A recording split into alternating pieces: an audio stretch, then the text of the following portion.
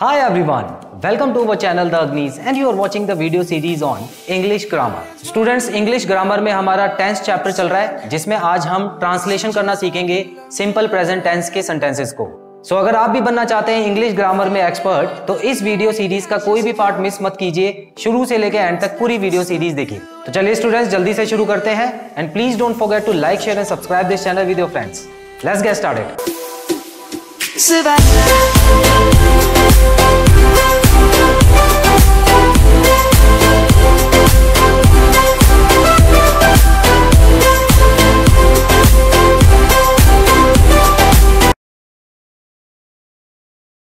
तो चलिए students start करते हैं सिंपल प्रेजेंट टेंस के बारे में समझना।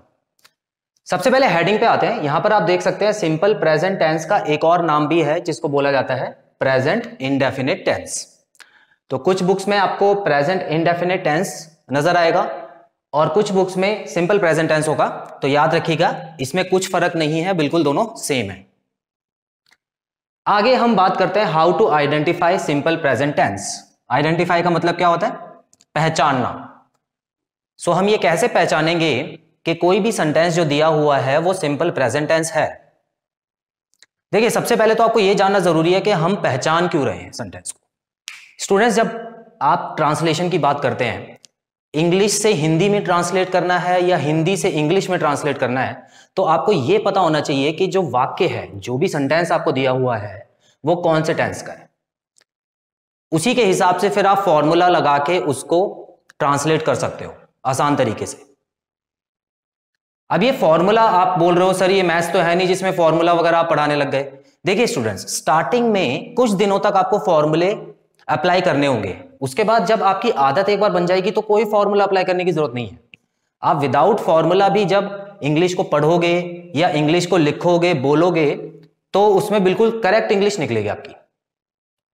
तो इसीलिए स्टार्टिंग में स्टेप बाय स्टेप चलना जरूरी है। मैं सबसे पहले आपको सेंटेंस पहचानना सिखा रहा हूं कि सिंपल प्रेजेंट टेंस का कोई भी अगर सेंटेंस आपको दिया हुआ है तो कैसे पहचानोगे उसको। अब अगर हम बात करें कि हिंदी से इंग्लिश में ट्रांसलेट करना है, मुझे आपको हिंदी में लिख के दिया गया है और उसको इंग्लिश में ट्रांसलेट करना है, तो कैसे पहचानते हैं? और इसका उल्टा अगर इंग्लिश में दिया हुआ है और हिंदी में ट्रांसलेट करना है तो कैसे पहचानते हैं? तो ये दो रूल्स यहां पे लिखे हुए हैं, आइए जल्दी से पढ़ते हैं, देखते हैं इसमें क्या लिखा है। यहां लिखा हुआ है sentences ending with. Sentences ending with का मतलब क्या है? कोई भी क्वेश्चन में जो आपको वाक्य दिया हुआ है जिसको आपको ट्रांसलेट करना है, एंडिंग मतलब अंत में, बिल्कुल एंड में, तो उसके एंड से पहचानेंगे, उसके अंत से पहचानेंगे कि वो कौन सा टेंस है। पूरे वाक्य से नहीं पहचानेंगे, बल्कि जो एंड में लिखा होगा ना, एंड के 2-3 वर्ड जो होंगे लास्ट के, उससे पहचानेंगे हम लोग। अब कैसे पहचानेंगे देखते हैं। देखिए अगर कोई भी सेंटेंस इन शब्दों से खत्म होता है जो यहां पे लिखे हुए हैं, और ये देखिए एक जैसे शब्द लिखे हैं, तो वो हो गया सिंपल प्रेजेंट टेंस। कोई भी सेंटेंस अगर इन शब्दों से खत्म होता है, सबसे पहले आपकी नजर जानी चाहिए एंड में, तो याद रखिएगा वो हो जाएगा सिंपल प्रेजेंट टेंस। अब देखते हैं कैसे अप्लाई होगा ये। यहां देख सकते हैं लिखा है ता है, ता है, ती है, ते हैं, ताहूं और ती हूं। बड़ा फनी लग रहा है सुनने में कि ये कौन कौन से एक जैसे वर्ड लिख दिया आपने, लेकिन अब देखिए इनके अगर सेंटेंस बनाए जाए तो आपको समझ आ जाएगा। यहां आप देख सकते हैं ता है से एंड होने वाला सेंटेंस कौन सा है? राहुल सेब खाता है, राहुल सेब खाता है। अब देखिए यहां पे आखिरी में नजर डालिए, आखिरी में क्या लिखा है? ता है। तो आखिरी में देखिए ता है लिखा है ना, तो समझ जाइएगा कि ये सिंपल प्रेजेंट टेंस है। कोई भी प्रेजेंट टेंस होगा, कोई भी प्रेजेंट टेंस, देखिए आगे चल के हमको ये पता लगेगा कि बहुत सारे प्रेजेंट टेंस भी होते हैं। ये सिंपल प्रेजेंट टेंस हो गया, प्रेजेंट कॉन्टिन्यूअस टेंस हो गया, प्रेजेंट परफेक्ट टेंस होता है, फिर प्रेजेंट परफेक्ट कॉन्टिन्यूअस टेंस होता है। तो सब प्रेजेंट टेंस में आ रहे हैं। प्रेजेंट टेंस के 4 टेंस होते हैं। तो जब भी प्रेजेंट आएगा ना स्टूडेंट्स, प्रेजेंट मतलब अभी, अभी का जो समय चल रहा है, वर्तमान, तो उसके पीछे हां जरूर लगा होगा। ये जो हां लिखा है ना यहां पे लगा होगा यहां पे। तो ये जो चीज होती है ना प्रेजेंट के लिए काम आती है, याद रखना, लिख लो ये साथ में। तो ये वाली जो चीज है, ये जो हा लगा हुआ है, इसको आपको याद रखना है कि ये काम आता है प्रेजेंट के लिए, और ये ता जो है वो हो गया सिंपल के लिए। तो ता है अगर साथ में लगे हुए हैं तो समझ लेना कि ये सिंपल प्रेजेंट टेंस हो गया। क्लियर है? अगले एग्जांपल पे आते हैं। देखो ती है, ती है, जाहिर सी बात है किसी लड़की के बारे में बात होगी।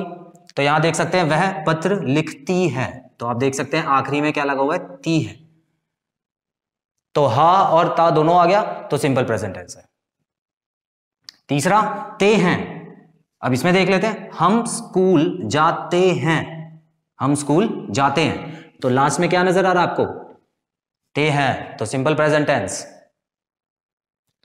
ता हूं, अब ये अपने लिए यूज करते हैं हम लोग, ता हूं, जैसे मैं पढ़ता हूं, तो आप यहां पे देख सकते हैं यहां पर भी आखिरी में ता हूं आ रहा है, तो ये भी सिंपल प्रेजेंट टेंस हो गया। ती हूं, यहां पर आप देख सकते हैं मैं मंदिर जाती हूं, तो बिल्कुल सही है, बिल्कुल फिट बैठ रहा है। ये चीज सेंटेंस के एंड में आपको नजर आ रही है जो कि है ती हूं। तो देख रहे हैं किस तरह से सिंपल प्रेजेंट टेंस को पहचाना जाता है। और ये जो 5 वर्ड्स लिखे हैं मैंने, ये आपको पांचों याद करने की जरूरत नहीं है, कभी भी पांचों याद करने की कभी जरूरत नहीं पड़ेगी आपको। बस आपको इतना याद करना है कि ता दिख रहा है, ता पे कोई भी मात्रा हो कोई फर्क नहीं पड़ता, ता के साथ अगर हा लगा हुआ है तो समझ लो कि वो सिंपल प्रेजेंट टेंस में आ जाता है। ऐसे याद कर लो इसको। तो अगर हम शॉर्ट में बात करें तो यहां पर हम लिख सकते हैं ता प्लस ह, अगर ये लगा हुआ है दोनों चीजें तो सिंपल प्रेजेंट टेंस है। तो हिंदी में इस तरह से किसी भी हिंदी वाले सेंटेंस को आप पहचान सकते हो कि वो सिंपल प्रेजेंट टेंस है कि नहीं। ठीक है, तो आई होप आपको पहला पॉइंट क्लियर है। तो ये तो मैंने आपको बता दिया कि किस तरह से हिंदी से अगर इंग्लिश में आपको ट्रांसलेट करना है। अब ये ट्रांसलेट कैसे करते हैं ये मैं बताऊंगा आपको। सबसे पहले टेंस पहचानना तो सीखो कि कौन सा टेंस है, तभी तो मैं बताऊंगा कि उसको इंग्लिश में कैसे ट्रांसलेट करते हैं। तो ये हिंदी से इंग्लिश में ट्रांसलेट करने के लिए तो बता दिया मैंने कैसे करते हैं। अब ये जो सेकंड वाला पॉइंट लिखा हुआ है ये है इंग्लिश टू हिंदी। अगर देखो कभी कभी ऐसा भी तो होगा कि आप इंग्लिश पढ़ रहे होंगे, कोई चैप्टर पढ़ रहे हैं और कोई आपसे पूछ लेगा ये कौन सा टेंस लिखा है इसमें बताओ, तो आप तो फंस जाओगे वहां पे क्योंकि आपने तो हिंदी में पढ़ा हुआ है। तो इंग्लिश का भी पता होना चाहिए, इंग्लिश टू इंग्लिश भी पता होना चाहिए, इंग्लिश टू हिंदी भी पता होना चाहिए। ठीक है, तो यहां पे फिलहाल आपको यहां लिखा हुआ है sentence having the format of. अगर सेंटेंस में इस फॉर्मेट का सब्जेक्ट वर्ब और ऑब्जेक्ट लगा हुआ है तो समझ जाइएगा कि वो सिंपल प्रेजेंट टेंस है। अब ये है क्या बता देता हूं आपको। देखिए सब्जेक्ट का मतलब आपको पता है, सब्जेक्ट और ऑब्जेक्ट का मतलब आपको पहले से ही पता है क्योंकि मैंने वीडियोस में बताया हुआ है। तो सब्जेक्ट होता है जो काम करता है, ऑब्जेक्ट होता है जिसपे काम का असर पड़ता है। V1 और V5 देखिए स्लैश पड़ा हुआ है, इसका मतलब इन दोनों में से कोई एक ही काम लाना है आपको। और क्या होता है ये V का मतलब क्या होता है, वर्ब। अब फॉर्म ऑफ वर्ब्स होते हैं। अब याद कीजिए मैंने आपको 5 फॉर्म कराई थी वर्ब की। अभी फिलहाल यहां पर मैं 2 फॉर्म लिखता हूं। देखिए यहां पर मैं V1 लिख रहा हूं, यहां पे V5 लिख रहा हूं, पहला कॉलम और आखिरी कॉलम। अब जैसे खाने का V1 क्या होता था, ईट होता था, और V5 क्या होता था, ईट्स होता था। ईट और ईट्स। सो स्टूडेंट याद रखिएगा कभी भी सब्जेक्ट के बाद अगर V1 या V5 दिख जाए, मतलब इस तरह का आपको कुछ दिख जाए, तो समझ लीजिए वो सिंपल प्रेजेंट टेंस है। सब्जेक्ट के बाद एकदम से V1 या V5 दिख जाए तो समझ लेना वो सिंपल प्रेजेंट टेंस है। और ले लेते हैं, जैसे स्टडी था, स्टडी मतलब होता है पढ़ना, और यहां पे V5 में क्या था, स्टडीज। यहां पे लाफ था, लाफ का मतलब होता है हंसना, और यहां पे था लाफ्स। यहां पे ड्रिंक था, ड्रिंक मतलब होता है पीना, और यहां पे हो गया ड्रिंक्स। तो याद रखिएगा कभी भी सब्जेक्ट के बाद आपको इन दोनों में से कोई भी दिख जाए तो समझ जाइएगा कि वो सिंपल प्रेजेंट टेंस है। ये इंग्लिश में पहचानने का तरीका है। एग्जांपल लेता हूं एक, जैसे आई स्टडी, आई स्टडी मैं पढ़ता हूं, सिंपल सा। अब यहां पे पहचानिए, देखिए ये तो हो गया सब्जेक्ट, सब्जेक्ट और सब्जेक्ट के बाद एकदम से क्या लगा हुआ है, V1 लगा हुआ है, तो ये हो गया सिंपल प्रेजेंट टेंस। उसी तरह she eats apple, she eats apple, तो यहां पर आप देखिए स्टूडेंट, सब्जेक्ट, सब्जेक्ट के बाद क्या लगा हुआ है, V5 लगा हुआ है, ये देखिए V5, ठीक है, तो V5 लगाए तो याद रखिएगा, उसके बाद ऑब्जेक्ट लगा हुआ है, तो ये हो गया सिंपल प्रेजेंट टेंस। तो देखिए सीधा इंग्लिश में भी पहचानना बता दिया आपको। अब कभी इंग्लिश पढ़ोगे तो कभी आप देख लेना कि सब्जेक्ट के बाद अगर V1 या V5 लगा हुआ है ना, तो समझ जाना कि वो सिंपल प्रेजेंट टेंस। बड़े सिंपल मेथड से मैं आपको सिंपल प्रेजेंट टेंस को ट्रांसलेट करने का तरीका बताऊंगा। इसमें सिंपल प्रेजेंट टेंस को हिंदी से इंग्लिश में ट्रांसलेट करते हैं। सबसे पहले आपको पता होना चाहिए कि 3 तरह के सेंटेंसेस होते हैं। एक को बोलते हैं पॉजिटिव सेंटेंसेस, फिर आते हैं नेगेटिव सेंटेंसेस, और तीसरा आता है इंटेरोगेटिव सेंटेंसेस। इन तीनों के बारे में आपको डिटेल में बताऊंगा आगे वीडियो में, लेकिन सबसे पहले यहां पर जो लिखा है मैंने पॉजिटिव सेंटेंस है, इसका मतलब स्टूडेंट्स होता है कि जब भी आप नॉर्मली किसी को कुछ बता रहे हो तो उसको पॉजिटिव सेंटेंस बोला जाता है। जैसे कि मैं पढ़ाता हूं, मैं स्कूल जाता हूं, वह गाना गाती है, बच्चे पार्क जाते हैं, तो ये सारे नॉर्मल सेंटेंस है, मैं किसी को कुछ ना कुछ बता रहा हूं। नेगेटिव सेंटेंस में नहीं वर्ड आ जाता है, नहीं, इसमें कुछ ना कुछ मना कर रहा होगा कोई। अब जैसे कि मैं सेब नहीं खाता हूं, वह स्कूल नहीं जाती है, बच्चे पार्क में नहीं जाते हैं, तो देखिए नहीं वर्ड आ रहा है ना, तो आप याद रखिएगा कि ये हो गया नेगेटिव सेंटेंस। और इंटेरोगेटिव सेंटेंस होता है जिसमें कोई प्रश्न पूछा जाता है, देखिए क्वेश्चन मार्क लगा हुआ है, जब भी कोई क्वेश्चन पूछते हैं तो उसको बोलते हैं इंटेरोगेटिव सेंटेंस। क्या तुम सेब खाते हो, क्या बच्चे पार्क जाते हैं, क्या मैं पढ़ाता हूं, तो ये जो क्वेश्चन बन रहे हैं स्टूडेंट्स, इसको बोलते हैं इंटेरोगेटिव सेंटेंसेस। तो हम इन तीनों को एक एक करके पढ़ेंगे, ठीक है। तो सबसे पहले मैं आपको बताने वाला हूं पॉजिटिव और अफर्मेटिव सेंटेंसेस। तो पॉजिटिव सेंटेंस बेसिकली जिसमें नॉर्मली जब किसी को कुछ बताया जाता है उसको पॉजिटिव सेंटेंस बोला जाता है, उसको ट्रांसलेट करना सीखते हैं। उसके बाद मैंने यहां पे फॉर्मूला लिखा है, सब्जेक्ट V1 या V5 प्लस ऑब्जेक्ट। अब सब्जेक्ट और ऑब्जेक्ट आपको पहले से ही पता है, ये हो गई वर्ब की फर्स्ट फॉर्म और ये होगी वर्ब की फिफ्थ फॉर्म। याद रखिएगा इन दोनों फॉर्म में से ही कोई एक आपको चुन के सिंपल प्रेजेंट टेंस में यूज करनी होती है, और कोई वर्ब की फॉर्म सिंपल प्रेजेंट टेंस में नहीं आती है, सिर्फ V1 और V5 ही आता है। उसके बाद मैंने ये सेकंड कॉलम भी बनाया है, ये सेकंड कॉलम है पर्सन के बारे में।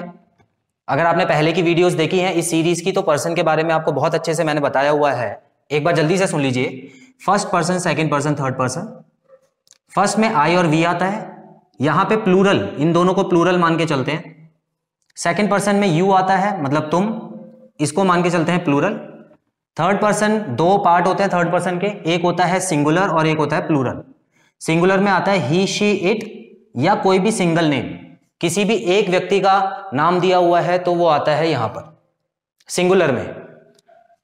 प्लूरल में क्या आता है, दे, 2 और मोर नेम्स, 2 या 2 से ज्यादा व्यक्तियों के नाम दिया है या दे दिया हुआ है तो समझ लीजिए वो आता है थर्ड पर्सन में, प्लूरल में, एक से ज्यादा। उसके बाद मैंने थर्ड कॉलम बनाया हुआ है, ये है वर्ब की फॉर्म्स का। अब देखिए वर्ब की टोटल 5 फॉर्म होती है, V1, V2, V3, V4, V5, 5 form होती है। ये भी मैंने आपको सेकंड वीडियो में बताया हुआ है जिसमें फॉर्म ऑफ वर्ब्स के बारे में पढ़ाया है। अगर आप डिटेल में पढ़ना चाहते हैं तो आप उस वीडियो में से पढ़ सकते हैं। फिलहाल मैंने यहां पर वर्ब की सिर्फ 2 फॉर्म लिखी है, जो कि है पहली और आखिरी, V1 और V5। अब ये 2 क्यों लिखी है, क्योंकि इस टेंस में सिर्फ यही दोनों आएंगी, इस पूरे के पूरे टेंस में सिर्फ यही दोनों फॉर्म्स आएंगी, इसीलिए मैंने 2 लिखी है। और आपको क्लियर भी हो जाएगा कि V1 और V5 सर ने कौन से टेंस में बताई थी, सिंपल प्रेजेंट टेंस में। चलिए अब देखते हैं कैसे ट्रांसलेट किया जाता है। मैंने 3 सेंटेंस लिखे हैं और तीनों ही पॉजिटिव सेंटेंस है, पॉजिटिव। सबसे पहला सेंटेंस है, वह स्कूल आता है, वह स्कूल आता है। अब जल्दी से याद रखिएगा, हमेशा आपको इसी ऑर्डर में इंग्लिश बनानी है इसी ऑर्डर में। कहने का मतलब है सब्जेक्ट जो होना चाहिए, सब्जेक्ट सबसे पहले लिखेंगे, उसके बाद वर्ब लिखेंगे, और उसके बाद अगर ऑब्जेक्ट है तो उसको लिखना। वह, यहां पे काम कौन कर रहा है? वह काम कर रहा है। और वह क्या है? एक लड़का है या लड़की है? देखिए सेंटेंस से तो पता लग रहा है कि लड़का है, क्योंकि आखिरी में ता है लगा हुआ है, तो ये तो लड़का हो गया। और लड़के के लिए हम क्या यूज करते हैं? थर्ड पर्सन में ही। तो याद रखिएगा यहां पर आपको लिखना है ही। तो सब्जेक्ट का काम खत्म हो गया। उसके बाद हम बात करने वाले हैं वर्ब के बारे में। वर्ब मतलब काम। यहां पे काम क्या हो रहा है? आना। आना हो रहा है काम, है ना। देखिए सब्जेक्ट तो हम लोगों ने पहचान लिया, और उसके बाद अब वर्ब की बारी है। तो वर्ब क्या है? आना। और आने को क्या बोलते हैं? या तो कम बोलते हैं या कम्स बोलते हैं। ध्यान से देखना क्या कर रहा हूं मैं। ये चीज समझ गए तो कोई प्रॉब्लम नहीं होगी आने वाले फॉर्मूले में भी। आने को क्या बोलते हैं? कम या कम्स। अब भाई कंफ्यूज हो गया मैं तो कि इन दोनों में से क्या लगाऊं, मुझे समझ ही नहीं आ रहा, है ना। यहां पर कम भी आ सकता है, कम्स भी आ सकता है, इन दोनों में से क्या लगाऊं मैं? इस चीज के लिए आपको ये जो नीचे लिखा हुआ है ना स्टूडेंट्स, पी और एस, इसकी हेल्प लेनी है। सब्जेक्ट तो आप सीधा सीधा ही लिख दोगे, ये तो पता ही है, क्योंकि लड़का है तो ही आ गया है, लड़की होती तो शी आ जाती। ठीक है, तो यहां पर आप देखिए कंफ्यूजन क्या हो रही है आपको, V1 लगाना है या V5 लगाना है, V1 लगाना है या V5 लगाना है, यहां कंफ्यूजन हो रही है। तो इसको क्लियर कहां से करोगे? यहां से, इस वाले बॉक्स से। अब देखिए स्टूडेंट्स, ही जो है, अब यहां पर इस वाले टेबल में देखिए, ही जो है वो किसके सामने आ रहा है? एस के सामने, सिंगुलर। इस पूरे ग्रुप के सामने क्या लगा हुआ है? एस। और एस के ऊपर क्या लगा हुआ है? V5। एस के ऊपर क्या लगा हुआ है? V5। और V5 क्या है? कम्स। V5 क्या है? कम्स। तो यहां पर आएगा ही कम्स। यहां पे कम मत लिख देना, गलत हो जाएगा, V1 नहीं लगेगा। एक बार जल्दी से और समझिए, यहां पर देखिए दो में कंफ्यूजन है, कम आएगा या कम्स आएगा, V1 लगाओगे या V5 लगाओगे। तो याद रखिएगा यहां पर सबसे पहले आप ही को देखना, ही, और ही के सामने क्या लिखा हुआ है? सिंगुलर। सिंगुलर के सामने, सिंगुलर के ऊपर क्या लिखा हुआ है? V5। तो V5 वाला कॉलम लगाना है यहां पे, V5 वाला, तो कम्स। तो याद रखिएगा ही कम्स। और उसके बाद आप बता सकते हो कि सेंटेंस में बाकी चीज क्या है? School. He comes to school. He comes to school. अब ये कम्स के बाद टू क्यों आया है? ये तो प्रेपोजिशन है, ये अलग चैप्टर है, ये पढ़ाऊंगा बाद में। लेकिन सबसे पहले आप ये समझिए ही कम्स टू स्कूल यहां पे आया क्यों है। नेक्स्ट करते हैं, मैं पत्र लिखता हूं। ठीक है, स्टार्ट करते हैं। आपको पता है मैं को आई बोलते हैं इंग्लिश में, आई। उसके बाद काम क्या हो रहा है? यहां पे काम हो रहा है लिखने का। देखिए चलना फॉर्मूले के हिसाब से है, सब्जेक्ट लिख दिया मैंने, उसके बाद वर्ब की बारी है, तो ये लिखना। अब लिखने में भी दो है, राइट और राइट्स, दो है ना। अब इन दोनों में से कौन सा लिखूं? कहां से पता लगेगा? देखिए आई जो है वो कहां पे दिख रहा है आपको? यहां पे दिख रहा है। और आई के सामने क्या है? पी, मतलब प्लूरल। आई के साथ में पी लिखा है, तो इसका मतलब आपको V1 लगाना है, यहां पे V1 लगाना है। और V1 क्या हो गया? राइट हो गया। क्लियर? तो I write a letter, I write a letter. तीसरा देख लेते हैं, वे सेब खाते हैं। वे सेब खाते हैं, देखिए आखिरी में ते हैं लगा हुआ है, तो सिंपल प्रेजेंट टेंस है। वे के लिए क्या यूज किया जाता है स्टूडेंट्स? दे। याद रखिएगा वे के लिए यूज करते हैं दे। और उसके बाद आगे वर्ब की बारी, V1 आएगा या V5 आएगा। तो वर्ब क्या है इसमें? काम क्या हो रहा है? खाने का। तो यहां पर भी हम फंस गए आके, ईट आएगा या ईट्स आएगा? ईट आएगा या ईट्स आएगा? तो कैसे देखेंगे? देखिए दे के सामने क्या लिखा हुआ है? पी। और P के साथ में क्या आता है? V1 आता है, तो V1 लगाना, V1, V5 मत लगाना। क्लियर? तो दे ईट, क्या खाते हैं? एप्पल। दे ईट एप्पल। सो स्टूडेंट्स याद रखिएगा ये तीन कॉलम बहुत जरूरी होते हैं किसी भी हिंदी के सेंटेंस को इंग्लिश में ट्रांसलेट करने के लिए। लेकिन हमेशा आपको ये याद रखने की जरूरत नहीं पड़ेगी।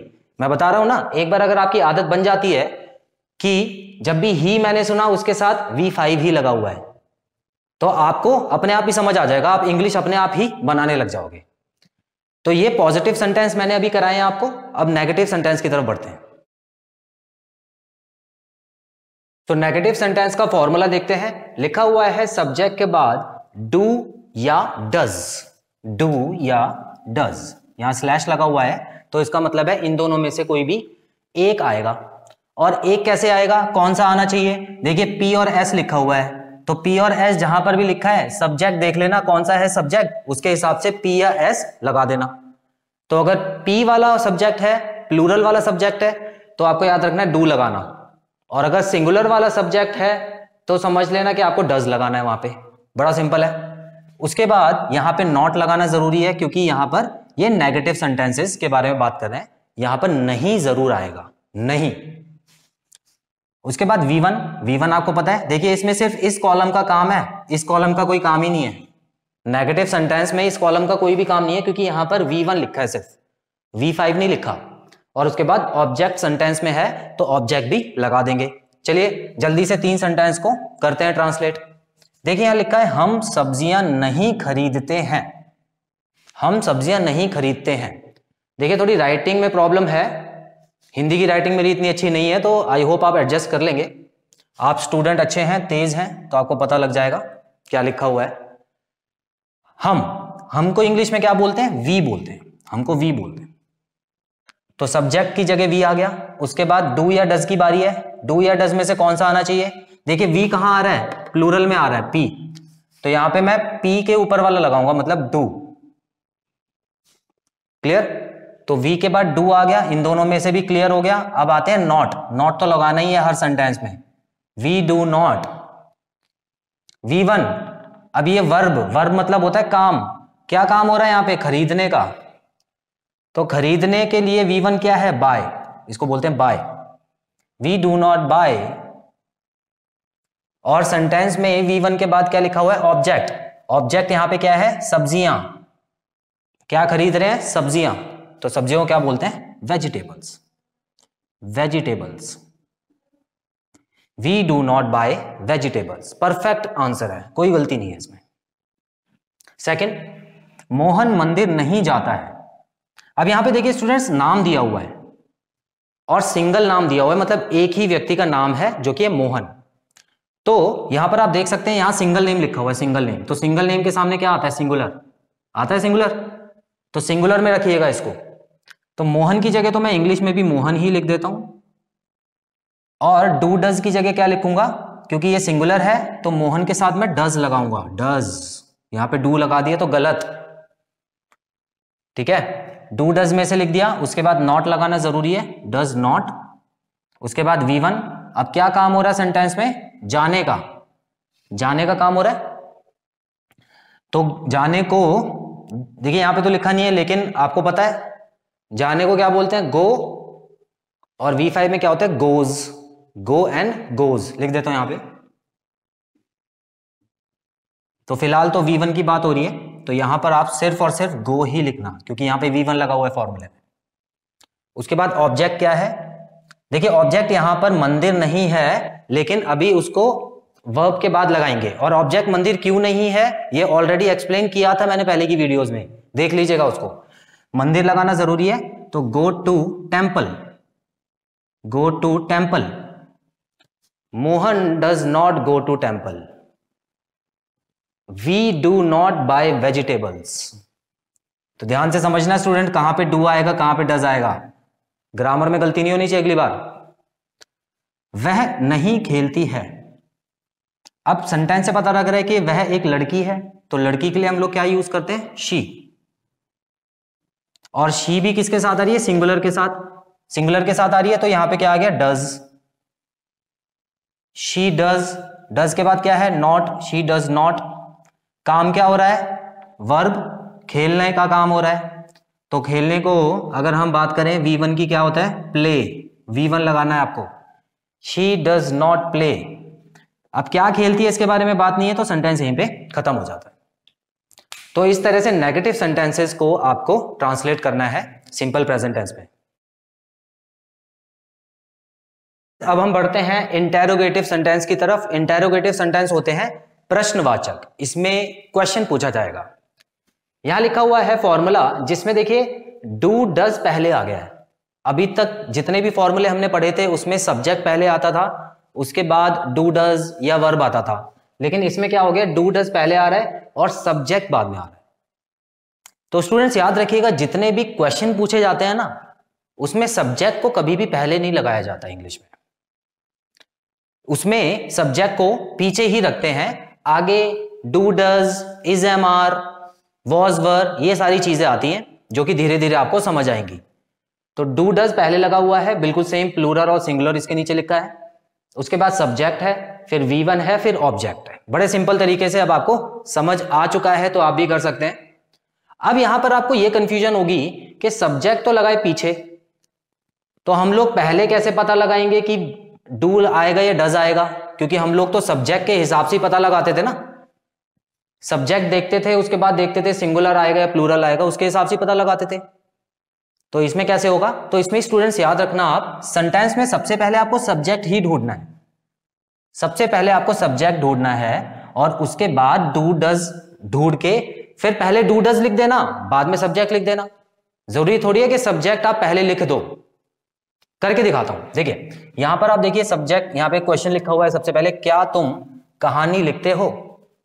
क्या तुम कहानी लिखते हो? ठीक है, तो यहां पर ते हो आ रहा है, तो जरूर सिंपल प्रेजेंट टेंस होगा, ये तो पहचानना आपको आ ही गया है। अब यहां पर काम कौन कर रहा है? तुम। तो सब्जेक्ट हो गया यू, और यू के ब्रैकेट में क्या लिखा होता है? पी, और पी के ऊपर क्या लिखा है? डू। तो सेंटेंस शुरू करो ना डू से, सिर्फ डू से शुरू करते हैं, यू बाद में लिख देंगे, सिंपल। तो याद रखना, आपने सब्जेक्ट पहचान तो लिया है, लेकिन उसको लिखना मत, उसको बाद में लिखना। सबसे पहले हम लोग इसमें से डू लिख देते हैं। डू के बाद आएगा सब्जेक्ट जो कि है यू, और उसके बाद आ गया वर्ब। यहां पे काम क्या हो रहा है? लिखने का काम हो रहा है। और यहां पे कौन सा वर्ब आ रहा है? V1 ही आ रहा है, V1। तो लिखने का V1 क्या होता है? Right, right. उसके बाद ऑब्जेक्ट, ऑब्जेक्ट यहां पे क्या है? कहानी। तो do you right story? Do you right story? Question बन गया, कितनी आसानी से क्वेश्चन बन गया। क्या तुम कहानी लिखते हो? अब देखिए यहां पर आप बोलोगे कि क्या का मतलब तो व्हाट होता है, ये तो हमको अच्छे से पता है। सो स्टूडेंट्स यहां पर इस क्वेश्चन में इस क्या के मतलब को इग्नोर किया गया है, उसको ध्यान में नहीं रखना है आपको। क्यों? क्योंकि अगर क्या नहीं होता तब भी तो ये क्वेश्चन बन सकता था ना। आप किसी से पूछ सकते हो तुम कहानी लिखते हो, बिल्कुल सही है, ये भी क्वेश्चन सही है। ये क्या बस अंडरस्टैंडिंग के लिए लगा दिया गया है, लेकिन यहां पर व्हाट मत लिखना इस सेंटेंस में, क्योंकि यहां पर क्या का जो मतलब है वो नहीं भी हो सकता है और कभी कभी हो भी सकता है। तो यहां पर आपको क्या का व्हाट लिखने की जरूरत नहीं है। चलिए आगे बढ़ते हैं। क्या राहुल और श्याम यहां आते हैं? सो यहां पर सब्जेक्ट क्या है? देखिए सब्जेक्ट दो हो गए यहां पर, राहुल और श्याम, दो लोगों के बारे में बात हो रही है। सो दो लोगों के बारे में जब भी बात होती है तो देखो यहां पे लिखा हुआ है टू और मोर नेम्स, दो या दो से ज्यादा नाम। किस में आता है? प्लूरल में आता है, ठीक है। और प्लूरल के सामने क्या लगा है? डू, ठीक है ना। प्लूरल के सामने क्या लगा हुआ है? डू। तो सबसे पहले डू से शुरू करेंगे और उसके बाद इन दोनों का नाम लिखेंगे, do Rahul and Shyam, do Rahul and Shyam. सब यहां डू डज है, डू डज हमने लिख दिया है और उसके बाद सब्जेक्ट लिख दिया है। अब वर्ब की बारी आती है, आते हैं, आना। तो आने को क्या बोलते हैं? कम, कम। क्या बचा सेंटेंस में? यहां, यहां बच गया। तो यहां को इंग्लिश में क्या बोला जाता है? हेयर, हेयर, क्वेश्चन मार्क लगाना। Do Rahul and Shyam come here? Perfect English, कोई गलती नहीं है। तीसरा, क्या आप फल खाते हैं? तो बिल्कुल उसी तरह करेंगे। देखिए सब्जेक्ट हो गया आप मतलब यू, आपको क्या बोलते हैं? यू बोलते हैं। तो यू जो होता है, यू प्लूरल है, देखिए यहां पे पी लिखा हुआ है, प्लूरल है, तो प्लूरल के साथ क्या लगाएंगे? डू ही लगाएंगे। चलिए हम एक काम करते हैं, क्योंकि डू वाले दो ऑलरेडी हो चुके हैं, तो मैं यहां पर है ना सब्जेक्ट बदल के वह लिख देता हूं। वह फल खाता है। क्या वह फल खाता है? तो अगर यहां पर हम देखें तो वह हो गया लड़का, तो लड़का जो ही है, ही आता है सिंगुलर के साथ, और सिंगुलर के साथ क्या है यहां पे? डज। तो यहां पे है ना डज लगाना, ठीक है। इन दोनों में से सबसे पहले आपको चुनना है, तो डज आ गया, और डज के बाद क्या आएगा? ही आएगा। ही क्यों? क्योंकि ये एक लड़का है। तो डज ही खाना, खाने को क्या बोलते हैं? ईट। डज ही ईट फल, फल को fruit. Does he eat fruit. अब यहां पर आप फ्रूट्स भी लिख सकते हो, फ्रूट भी लिख सकते हो। क्यों? क्योंकि फल जो होता है हिंदी में, अगर एक फल है तो भी फल बोलते हैं, बहुत सारे फल हैं तब भी फल ही बोलते हैं। तो इसीलिए यहां पर मैंने फिलहाल के लिए मान लिया कि एक से ज्यादा फल है। सो यहां पर डज के बाद ही आएगा और उसके बाद ईट आएगा। तो इस तरह से आपको इंटेरोगेटिव सेंटेंसेस को ट्रांसलेट करना है। तो आई होप स्टूडेंट्स आपको तीनों तरह के सेंटेंस क्लियर हैं, पॉजिटिव, नेगेटिव और इंटेरोगेटिव। तो स्टूडेंट्स इस वीडियो में हमने सीखा कि सिंपल प्रेजेंट टेंस के किसी भी सेंटेंस को हिंदी से इंग्लिश में कैसे ट्रांसलेट कर सकते हैं। नेक्स्ट पार्ट में मैं आपके लिए लेके आऊंगा कि सिंपल प्रेजेंट टेंस को कहां पे यूज किया जाता है, कौन सी सिचुएशन ऐसी होती है जहां पर सिंपल प्रेजेंट टेंस का यूज होता है। सो स्टूडेंट्स आई होप इस वीडियो में बताई गई सारी चीजें आपको क्लियर हैं, और अगर कोई डाउट होता है तो आप कमेंट बॉक्स में मेंशन करके पूछ सकते हैं। बहुत जल्द मिलते हैं अपने अगले पार्ट में। Till then take very good care of yourselves. Have a nice time. God bless you. Bye bye. Let's go back to